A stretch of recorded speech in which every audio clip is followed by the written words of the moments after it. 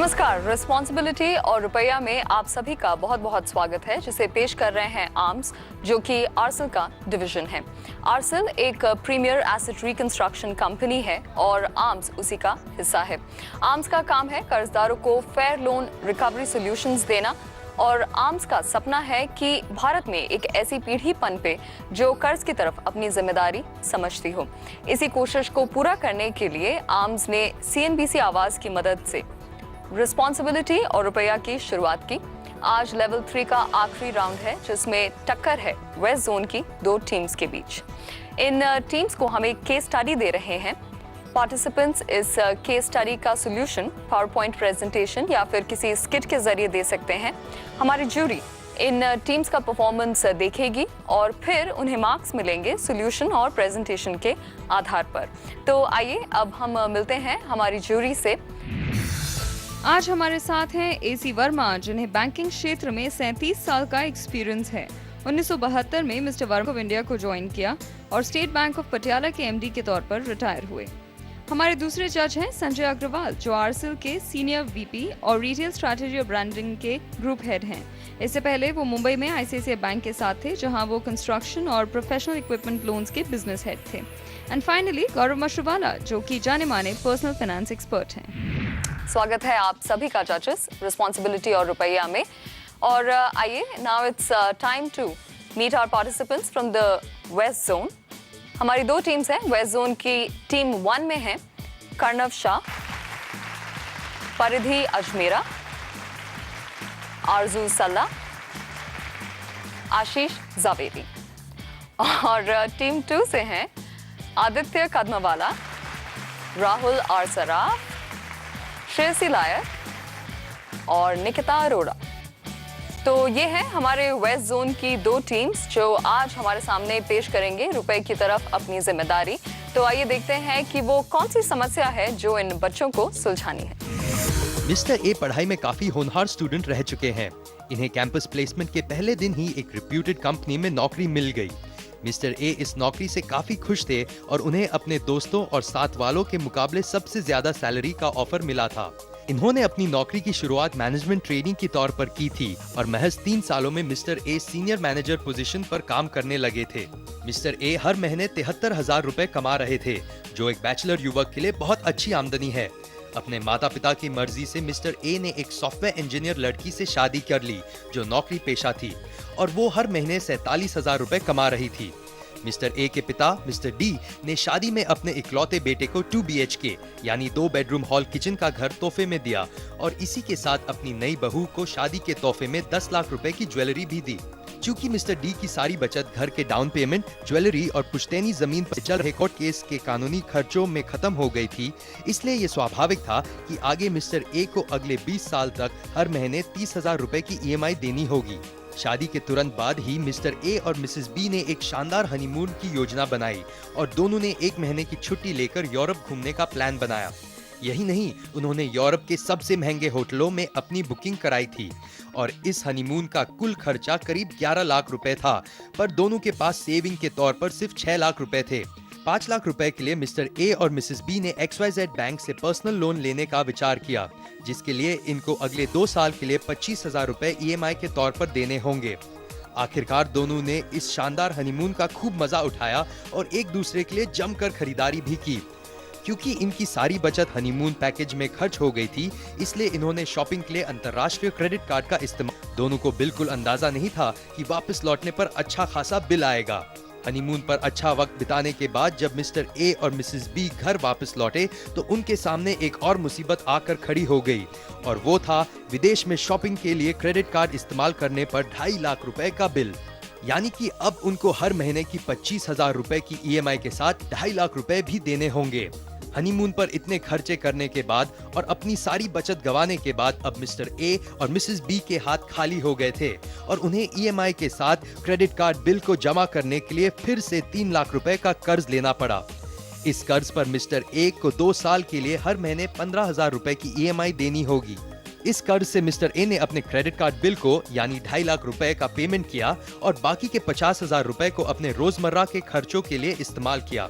Mister A और Mrs B की दोनों की मिलाकर हर महीने की आमदनी 1,20,000 रुपए है, जिसमें से वो अगले 2 साल तक 70,000 रुपए की EMI भी देते हैं। हनीमून से आने के 4 महीने बाद मिस्टर डी यानी मिस्टर ए के पिता प्रॉपर्टी पर लंबे समय से चल रहे कोर्ट केस हार गए। ये सदमा मिस्टर डी बर्दाश्त नहीं कर पाए और उन्हें हार्ट अटैक आ गया। मिस्टर डी की हालत काफी खराब थी क्योंकि उन्हें काफी मेजर अटैक आया था। इसलिए उनके फैमिली डॉक्टर वी ने उनको विदेश के जाने माने कार्डियोलॉजिस्ट डॉक्टर एस से इलाज कराने की सलाह दी। डॉक्टर एस ने मिस्टर डी का इलाज किया और दिलासा दिलाया कि वे अब खतरे से बाहर हैं। 10 दिन के बाद मिस्टर डी हॉस्पिटल से डिस्चार्ज हो गए। विदेशी डॉक्टर और अच्छे हॉस्पिटल से इलाज कराने के बाद कुल खर्चा 12 लाख रुपए आया। हॉस्पिटल में 12 लाख रुपए जमा कराने के लिए उन्हें अपने दोस्तों और रिश्तेदारों से कर्ज लेना पड़ा, जिसके चलते मिस्टर ए के पास 6 लाख रुपए इकट्ठा हो गए और बाकी के 6 लाख रुपए के लिए मिस्टर ए ने फिर से तीसरा पर्सनल लोन लिया। सवाल जिनके जवाब जरूरी है, क्या आपको लगता है कि वित्तीय साक्षरता वाकई जरूरी है? यदि हाँ तो क्यों? यदि नहीं तो क्यों? इस मामले में मिस्टर ए से क्या गलतियां, कारण के साथ मामले को बताएं। यदि आप इससे सहमत नहीं हैं तो कारण बताएं। मिस्टर ए को अब क्या करना चाहिए? इस पूरी वाकये से क्या निष्कर्ष निकलता है? ये ऑडियो विजुअल प्रेजेंटेशन हमारे स्टूडेंट्स के लिए आज का चैलेंज है और दोनों टीम्स को इसके लिए अपने सॉल्यूशंस और प्रेजेंटेशन जजेस के सामने रखने हैं। तो मैं यहाँ पर बुलाना चाहूँगी दोनों टीम्स के कैप्टन्स को। आदित्य कदमावाला और कर्णव शाह, आप अपनी अपनी टीम के कैप्टन हैं, इधर आइए। हम एक टॉस करेंगे और उस टॉस में जो जीतेगा वो ये तय करेगा कि वो पहले प्रेजेंटेशन देना चाहते हैं या दूसरे को ये अपॉर्चुनिटी देना चाहेंगे। ओके,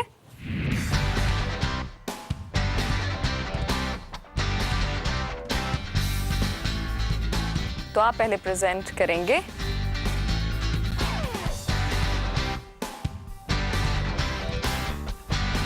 नमस्कार, आज हम महाराजा अग्रसेन विद्यालय अहमदाबाद के स्टूडेंट्स आपके समक्ष रिस्पॉन्सिबिलिटी और रुपया द्वारा दी गई केस स्टडी के ऊपर एक नाटिका प्रस्तुत करने जा रहे हैं। रिस्पॉन्सिबिलिटी और रुपया CNBC आवास और आर्म्स का एक इनिशिएटिव है। अंग्रेजी में एक कहावत है, cut your coat according to the coat. Hindi में भी कहा गया है, तेते पाँव पसारिए जेती लंबी सोर, अर्थात हमें अपने पैर उतने ही फैलाने चाहिए जितनी लंबी चादर हो। लेकिन आजकल लोग इसे भूलते जा रहे हैं, जिसके परिणाम स्वरूप लोग अपने आप को कर्ज के मायावी चक्रव्यूह में फंसा लेते हैं, जिनसे उनका बाहर निकलना असंभव नहीं तो बहुत कठिन और दुखदाई हो जाता है। हमें साथ ही साथ यह भी याद रखना चाहिए कि थोड़ी थोड़ी सेविंग से ही बड़ा फंड बनता है, जिस प्रकार बूंद बूंद से ही घड़ा भरता है। आइए अब हम देखते हैं मिस्टर ए इस अपनी दुविधा से निकलने के लिए क्या करते हैं। बिल्स और लोन्स, क्या यही मेरी जिंदगी रह गई? हाय मिस्टर ए, कैसे हो? बिल्कुल भी अच्छा नहीं। क्यों, क्या हुआ? इतने डिप्रेस क्यों लग रहे हो? मिस्टर ए अपनी सारी परेशानियां अपनी दोस्त को बताते हैं। यार प्रॉब्लम तो बड़ी है, लेकिन अगर तुम चाहो तो मेरी दोस्त जो एक फाइनेंशियल एडवाइजर है उससे बात कर सकते हो। हाँ, शायद तुम सही कह रही हो। इस समय एक फाइनेंशियल एडवाइजर ही मेरी मदद कर पाए। मैं अभी उससे बात करती हूँ। Hello hello, hi Shreyasi, how are you? I'm fine. How are you, Nikita? Same as you, but my friend is not fine, so तुम्हारी मदद की जरूरत है। क्या हम अभी तुमसे मिल सकते हैं? अभी मिल पाना तो मुश्किल है, लेकिन मैं 3 बजे के बाद फ्री हूँ। तुम तब मेरे ऑफिस आ जाना। ठीक है, हम 3 बजे मिलते हैं। Bye bye. हमें 3 बजे उसके घर जाना होगा। ठीक है। मिस्टर ए और उनकी दोस्त फाइनेंशियल एडवाइजर के ऑफिस पहुंचते हैं 3 बजे। हाय श्रेयसी। हाय निकिता। श्रेयसी, इनसे मिले, ये है मिस्टर ए, मेरे बहुत अच्छे दोस्त। और मिस्टर ए, इनसे मिले, ये है मेरी बहुत अच्छी दोस्त Shreyasi, a financial advisor. Hello mister A. आपसे मिलकर बहुत खुशी हुई। मुझे भी। बैठिए।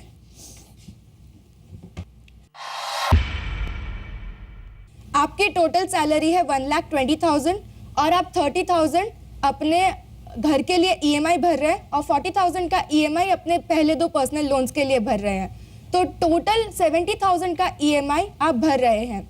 अब आपने ऑलरेडी तीसरा पर्सनल लोन ले लिया है 6 लाख का, तो उसकी EMI होगी लगभग 30,000 जो आपको 2 साल के लिए भरनी पड़ेगी। तो अब टोटल बन जाता है 1 लाख रुपीज़।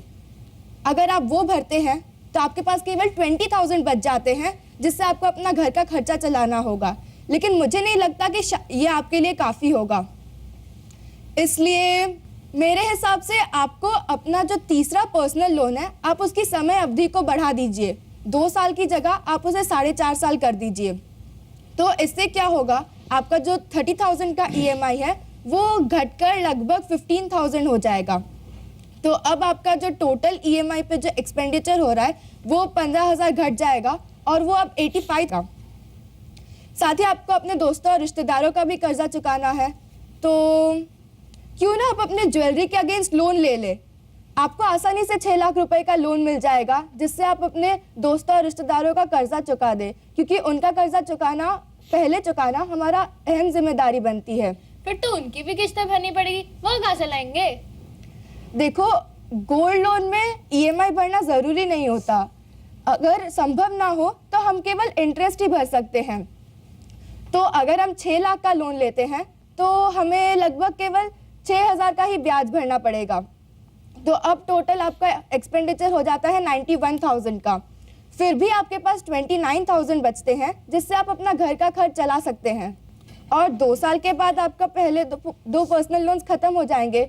उसके बाद जो आप उसकी किस्त के रूप में 40,000 भर रहे थे, उससे आपने जो ज्वेलरी के अगेंस्ट लोन लिया था, आप उसकी भरपाई कर सकते हैं। तो करीबन 15 महीने में आपका उसका भी लोन पूरा हो जाएगा, फिर आपको अपनी ज्वेलरी वापस मिल सकती है। तो इस प्रकार 3 साल 4 महीने बाद आप फाइनेंशियल क्राइसिस से एकदम बाहर आ चुके होंगे और 4.5 साल बाद तो आपका तीसरा पर्सनल लोन भी खत्म हो जाएगा। फैंटास्टिक, मैं ऐसा ही करूंगा। Thank you Shreyasi. यहाँ आने से पहले मुझे बिल्कुल भी आशा नहीं थी कि मैं इस मुसीबत से बाहर निकल पाऊंगा। एक फाइनेंशियल एडवाइजर ही इस तरह की हेल्प कर सकता है।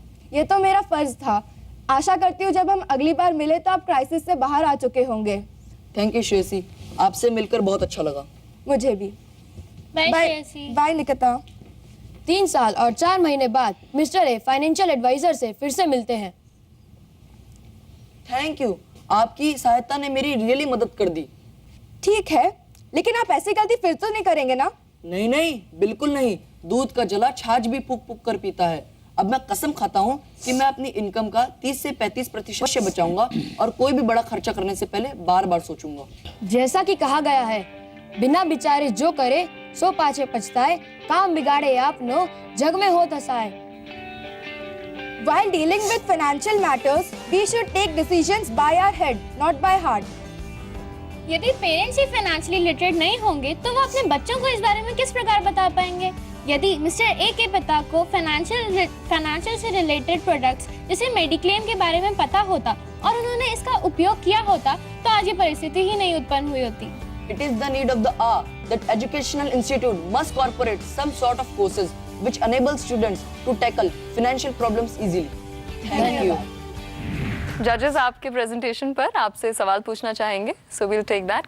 आपने कहा कि जो उनका पर्सनल लोन है उसका टेनर एक्सटेंड करा देते हैं 2 साल से 4.5 साल तक। आप क्या सोचते हैं सिर्फ हम बैंक के पास जाएंगे और वो फट से बात मान के आपका टेनर एक्सटेंड कर देंगे उसमें? ऐसा तो नहीं होगा, लेकिन मतलब वो कुछ पेपर्स या समथिंग केसेस भी वो हमें उनको देना पड़ेगा, जिससे वो हमें हेल्प कर सकते हैं, क्योंकि इनकी वो जो हालत है वो उसको देख के वो में भी सोल्यूशन ऐसा होना चाहिए ना जिसमें शॉर्ट इम्प्लीमेंटेशन होना चाहिए, जिसमें किसी की डिस्क्रिशन की जरूरत ना हो। Getting reschedulement of personal loans is very difficult in banking environment because they are small retail loans. उनके पास एग्जिस्टिंग असेट्स थी, घर था, ज्वेलरी थी, तो उसके बारे में आपने कुछ सोचा है कि उसका उपयोग करके आपको, क्योंकि आपने कहा कि एक तो लोन का टेन्योर बढ़ा दो और दूसरा कहा कि दूसरा लोन ले लो।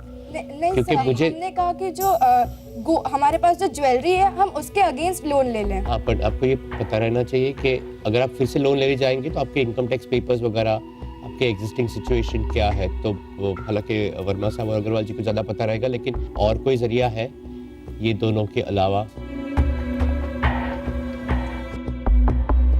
प्रैक्टिकली आपको देखना पड़ेगा और आपको देखना भी चाहिए। मुझे नहीं मालूम, इतना बैंकिंग मेरा एक्सपीरियंस नहीं है, पर मेरे हिसाब से अगर ऑलरेडी 3 या 4 लोन है और अगर आप जाके कहोगे कि हमें और एक लोन दे दो और एग्जिस्टिंग लोन का टेन्योर बढ़ा दो, तो मुझे मालूम नहीं रियल लाइफ में ये कितना हो सकता है। सर, ये हो सकता है कि मेरे पास 4 लोन है और मैं कहूँ कि मुझे और एक लोन दे दो? एक चीज़ है जो गौरव ने कहा, एक तो इनकी इनकम बड़ी अच्छी है, 1,20,000 है और अभी भी जितने खर्चे हैं वो 1,20,000 के अंदर ही है। That is one very positive fact about it. और दूसरी चीज़ है कि बोथ आर क्वालिफाइड और they are young, so bank looks at that also. And third and which is most important, अभी तक उन्होंने किसी लोन में डिफॉल्ट नहीं किया, okay, they've just started. So from the bank's point of view, it's a positive, I suppose it's a positive situation. And gold loan is a secured Gold loan is a secured loan. I think इसमें interest rate भी कम होता है। सिर्फ ये है कि अलग-अलग bank की अलग-अलग स्कीम्स होती हैं, लेकिन उसमें ऐसा नहीं है कि EMIs का टोटल फ्रीडम है। तो ये था टीम 2 का प्रेजेंटेशन जो हमारे जजेस को काफ़ी पसंद भी आया और उन्होंने कुछ सजेशंस भी दिए इन बच्चों को किस तरह से वो कर्ज की अदायगी कर सकते हैं। यहाँ पर हम एक छोटा सा ब्रेक लेंगे। ब्रेक के बाद टीम 1 आएगी और वो अपनी प्रेजेंटेशन देगी। आप भी कहीं मत जाइएगा।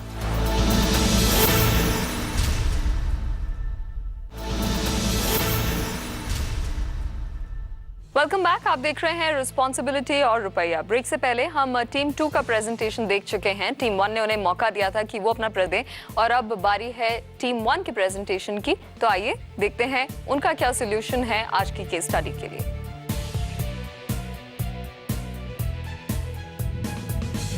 नमस्ते, हम DYPIS फाइनेंशियल एडवाइजर्स हैं और आज हम मिस्टर ए के केस के बारे में चर्चा करने वाले हैं। अरे सुनो, कल मेरे पास एक मिस्टर ए का केस आया था। बड़ा गंभीर केस है। मैं सोचती हूँ कि इतना पढ़ा लिखा आदमी इतनी बड़ी गलती कैसे कर सकता है। अब ये श्रीमान ने जो एक अभिमन्यु बन चुके थे चाहते हैं कि हम उन्हें इस चक्रव्यूह से निकलने का उपाय बताएं। चलो यह भी ठीक है, आखिर हम किस दिन काम आएंगे। पर मुझे लगता है कि आज अर्थ संबंधी और निवेश संबंधी जानकारी सभी को होनी चाहिए। अपूर्ण ज्ञान के कारण वे अन्य निवेश योजना में रुचि नहीं लेना चाहते, पर वे यह नहीं जानते कि सही तरीके से निवेश किए बिना उनका आर्थिक उन्नति का लक्ष्य पूर्ण नहीं हो पाता। हर बचत कर्मी को अच्छा निवेशक बनना ही होगा। सही बात है, पर उसके लिए ज़रूरत है एक सही सलाह देने वाले तज्ञ व्यक्ति की, जैसे कि हम। शहरी लोगों के लिए यह प्रश्न ज़्यादा कठिन नहीं है, क्योंकि वहाँ निवेश संबंधी जानकारी देने वाले कई संस्थाएं हैं, पर गाँवों में रिश्तेदार और दोस्तों को ही पूछकर निवेश किया जाता है, जिसका परिणाम स्वरूप और गरीबी झेलनी पड़ती है। यह सब तो ठीक है, पर श्रीमान ए का क्या? इस पढ़े लिखे अज्ञानी की समस्या तो सुलझाओ। देखो, उसके सिर पर 20 लाख का कर्ज है। उसे उतारने के लिए सबसे पहले उसने अपनी पत्नी के जो जेवर 10 लाख के जेवर जो लिए थे उसे बेच देने चाहिए। बनवाई के 20% काटने पर भी उसे 8 लाख तो मिल ही जाएंगे। बिल्कुल सही। और अभी वो जिस 2 बेडरूम हॉल किचन के फ्लैट में रह रहा है वो बैंक पे गिरवी रखा है, इसीलिए उसे बेच तो नहीं पाएगा। ऐसे में उसे अपने फ्लैट को 30,000 रुपये प्रति महीने के किराए पे चढ़ा देना चाहिए और खुद किसी उपनगर में 1 बेडरूम हॉल 10,000 रुपये के किराए के प्रति महीने वाले 1 बेडरूम हॉल किचन फ्लैट में चले जाना चाहिए। जैसे कि हमने उसकी कर्ज की मासिक किस्तों पर विचार किया है, तो अब क्रेडिट कार्ड का 2 लाख का बिल चुकाने के बाद उसे केवल 1 लाख रुपए की किस्त भरनी होगी, जो अब होगी 5,000 रुपये प्रति महीने। घर के कर्जे की किस्त तो 30,000 रुपये ही बनी रहेगी। बिल्कुल सही। हनीमून के लिए गए कर्ज की किस्त होगी 25,000 रुपये प्रति महीने।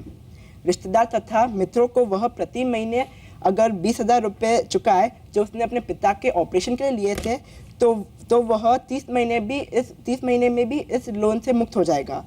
अब उसे हर महीने 90,000 रुपये ही देने होंगे।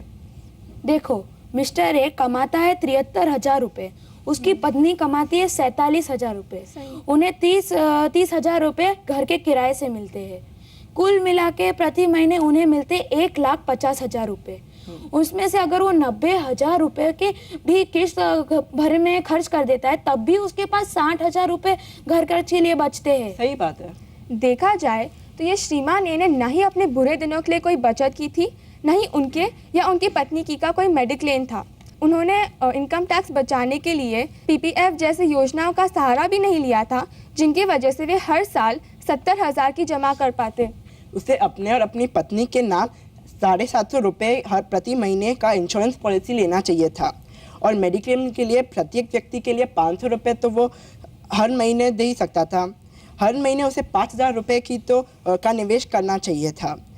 सबको जोड़कर देखे तो अगर वह 12,500 रुपये हर महीने जमा करता तो उसे आर्थिक संकट का सामना न करना पड़ता, और उसे 47,500 रुपये तो घर खर्च के लिए मिल पाते। सही बात है। धन्यवाद दोस्तों। मुझे लगता है कि आप लोगों की सलाह की वजह से श्रीमान ने अपना कर्जा चुका पाएंगे और फिर से अपने 2 बेडरूम वाले मकान में रह पाएंगे। तथास्तु। चलिए जजेस आपसे कुछ सवाल पूछना चाहेंगे। आप लोग का प्रेजेंटेशन बहुत अच्छा था, बहुत अच्छे सॉल्यूशंस दिए हैं आपने। सिर्फ मेरा एक सवाल ये है कि आपने इतने अलग अलग सब्जेक्ट्स के ऊपर बात की, कभी इन्वेस्टमेंट के ऊपर, कभी इंश्योरेंस के ऊपर, घर भी किराए पे दे दिया। इसमें कितने लोगों की मदद ली आपने प्रेजेंटेशन बनाने में? हम लोग ने पॉइंट्स नोट डाउन किए पहले। हमारे पेरेंट्स ने थोड़े हमें समझाया क्या है सब फाइनेंशियल के बारे में, क्या फाइनेंशियल प्लानिंग कैसे होती है ये सब, और फिर हम सब बैठ के पॉइंट्स जो नोट डाउन करके हमने। और खाली ट्रांसलेशन के लिए थोड़ा थोड़ा हिंदी टीचर का हेल्प लिया। थोड़ा थोड़ा तो नहीं, हिंदी टीचर का तो बहुत योगदान है इसमें। आप लोगों में से किन किन के बैंक अकाउंट्स हैं? कौन कौन ऑपरेट करता है? जब जरूरत पड़े। कौन सा अकाउंट है आपके? सेविंग। कितना ब्याज मिलता है उस पे?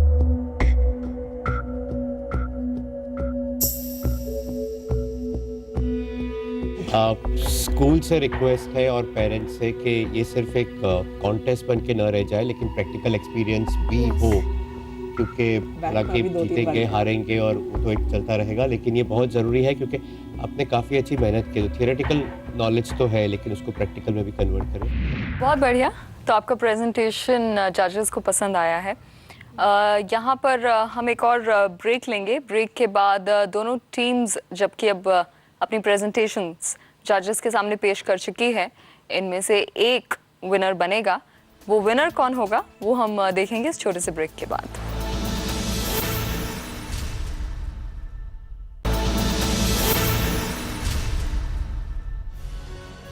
Welcome back. आप देख रहे हैं रिस्पॉन्सिबिलिटी और रुपया, जहां पर आज कंपटीशन चल रहा है वेस्टर्न जोन की दो टीम्स के बीच, और अब वो मौका आ गया है जब इन दोनों टीम्स के बीच में से विनर कौन है ये हमें जजेस बताएंगे। तो पहले एक बार जजेस से जानते हैं कि दोनों टीम्स के बारे में उनकी क्या सोच है प्रेजेंटेशंस देखने के बाद। दोनों ही टीम ने छोटी छोटी चूक की है, लेकिन ओवरऑल दोनों ने बहुत मेहनत की है। सिर्फ एक चीज़ है कि दोनों टीम्स ने किसी ने भी ये कि एम्फेटिकली नहीं कहा कि फाइनेंशियल एजुकेशन ज़रूरी है या नहीं ज़रूरी है। वो एक इशू आना चाहिए था। हाँ, मैं बिल्कुल एग्री करता हूँ। मेहनत ज़रूर की है और प्रेजेंटेशन में भी टीम वर्क बहुत बढ़िया था। सॉल्यूशंस के मेरिट भी बड़े अच्छे थे, सबने अलग अलग सॉल्यूशंस बताए, बट बोथ वेयर गुड। ये फर्स्ट नॉन मेट्रो टीम आई है, इसके लिए आपको भी शुभकामनाएं, अभिनंदन। हिंदी बेहतर रही। सॉल्यूशंस दोनों के अलग थे। एक के सॉल्यूशंस थे जो प्रैक्टिकल थे बैंकिंग पर्सपेक्टिव से, रूटीन पर्सपेक्टिव से। एक के जो सॉल्यूशंस थे वो काफ़ी ड्रास्टिक थे, लेकिन शायद लंबे अरसे में दोनों में से कोई भी एक सोचना अच्छा रहे, एक ना रहे। इसलिए मुझे तो दोनों टीमें अच्छी लगी और मार्क्स देने में काफ़ी कठिनाई हुई। एकदम नेक एंड नेक है। चलिए, नेक टू नेक तो है, लेकिन डिसीजन तो जजेस ले चुके हैं और इन दोनों टीम्स में से कोई एक ही विनर है। तो विनर का अनाउंसमेंट करने के लिए मैं जजेस को यहाँ डेस्क पे इनवाइट करना चाहूँगी।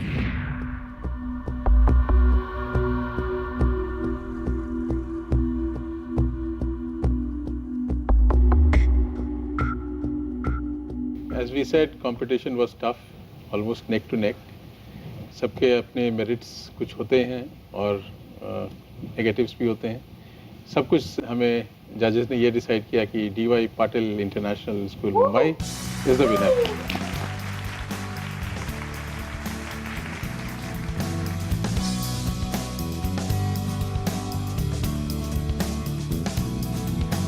तो ये था रिस्पॉन्सिबिलिटी और रुपया के लेवल 3 का फाइनल राउंड, जहां पर DY Patil international school Mumbai के छात्र वेस्टर्न जोन का कंपटीशन जीत कर जा रहे हैं। लेकिन जंग यहां पर खत्म नहीं हुई है। इनफैक्ट यहां से जंग शुरू होती है, क्योंकि लेवल 4 में इन सबका मुकाबला होगा नॉर्थ, साउथ और ईस्ट जोन की धुरंधर टीम से, और वहां पर जाकर असल में तय होगा कि कौन निभा रहा है रुपये की तरफ अपनी सबसे अच्छी जिम्मेदारी। तो रिस्पॉन्सिबिलिटी और रुपया के लेवल 4 में आप सभी हमारे साथ शामिल होइएगा। तब तक के लिए पूरी टीम को दीजिए इजाजत। नमस्कार।